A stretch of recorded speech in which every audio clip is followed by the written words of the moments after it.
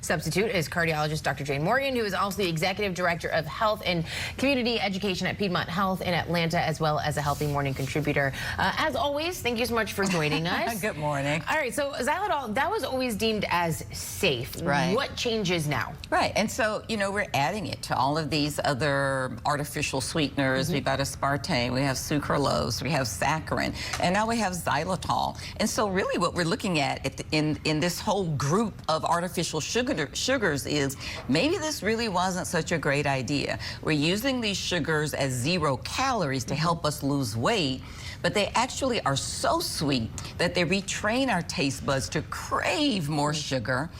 And on top of that, we now are looking at these and they're having some health benefits, perhaps heart benefits, heart attacks, and strokes as well. Xylitol specifically, we're looking at this clumping of platelets, which is a type of part of our blood, right? So we have the platelets and they clump and they can increase your risk of heart disease and stroke. Wow. Okay, so then here's my question, and I think to my frustration with both the government and the medical profession. Why are we learning about this now? Why was this not tested and known before we put it out in the market and out there, and now have to come back and say, oh, it causes these things? Yeah. So reactive, yeah, never Xylitol proactive. was approved in 1963, so it's about 61 years ago.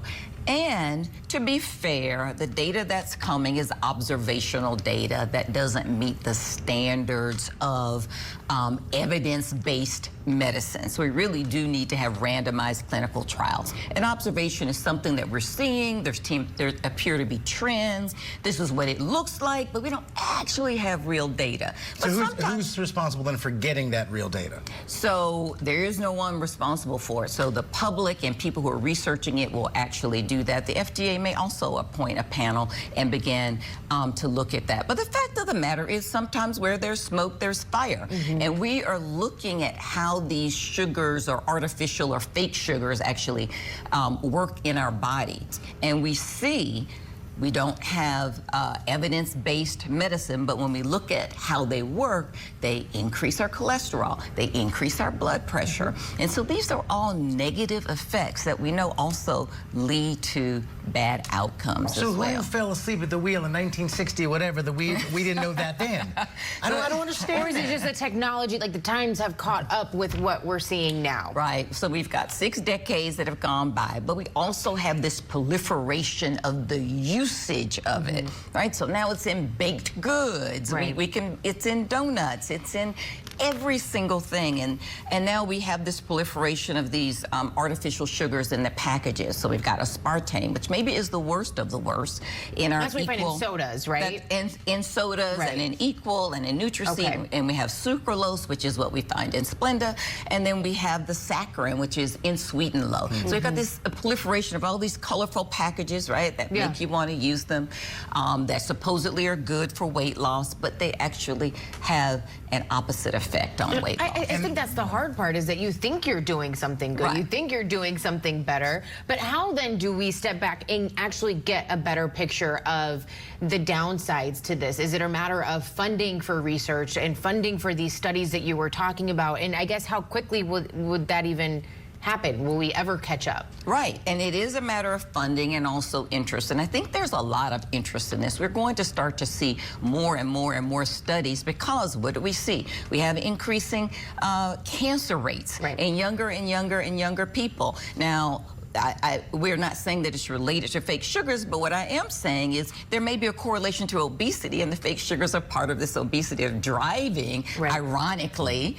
the obesity epidemic as well, right? So it's a domino effect. They're driving diabetes, it's driving hypertension. These are all contributors. And so what do we need to do to kind of begin to dial that back? 0 calorie doesn't mean healthy. We need to begin to disassociate those two.